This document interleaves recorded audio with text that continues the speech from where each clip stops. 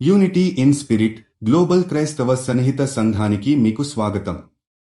మీరు ప్రార్థన అభ్యర్థనలు పంపాలనుకుంటే క్రైస్తవ జీవ భాగస్వామిని వెతుకుతున్నట్లయితే mark108.comను విజిట్ చేయండి.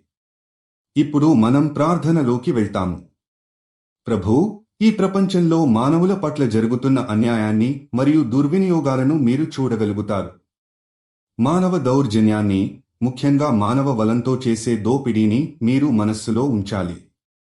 ప్రతి వ్యక్తి గౌరవంతో జీవించాలనుకుంటున్నాం, కానీ ఈ పాపం ప్రపంచంలో మనం పశ్చాత్తాపంగా చూసినప్పటికీ ఎన్నో ఆశ్చర్యాలు తీసుకువస్తుంది.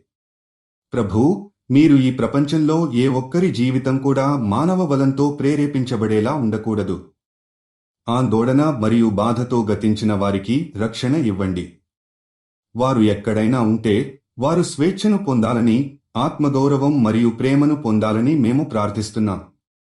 మేము మానవ వలాన్ని వాయిస్ చేసిన వారికి శక్తివంతమైన మార్గాలను చూపాలని, వారి పునరావృత్తికి మార్గాన్ని చూపాలని ప్రార్థిస్తున్నాము. ప్రభూ, మీరు ప్రపంచంలోని అన్ని దేశాలలో ప్రజల్ని ఇలాంటి అన్యాయాలకు వ్యతిరేకంగా నిలబెట్టడానికి మార్గం చూపించండి. మేము మన మిత్రులను, కుటుంబాలను మరియు సమాజాలను రక్షణతో అందిస్తామని మీకు గర్వం. మీరు మీ దయతో దోపిడీ బాధితులకు సహాయం చేసి ప్రతి ఒక్కరికి మంచి మార్గాన్ని చూపిస్తారు.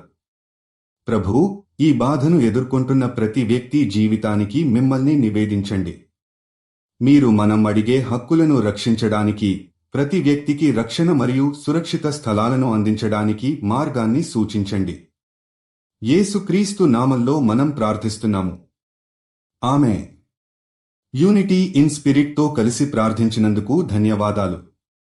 మీరు విశ్వాసం కలిగిన జీవిత భాగస్వామిని వెతుకుతున్నట్లయితే mark108.comను విజిట్ చేయండి. మీ ప్రార్థన అభ్యర్థనలు కూడా అక్కడ పంపవచ్చు. దయచేసి లైక్ చేయండి, షేర్ చేయండి మరియు ఛానల్కి సబ్స్క్రైబ్ చేయండి.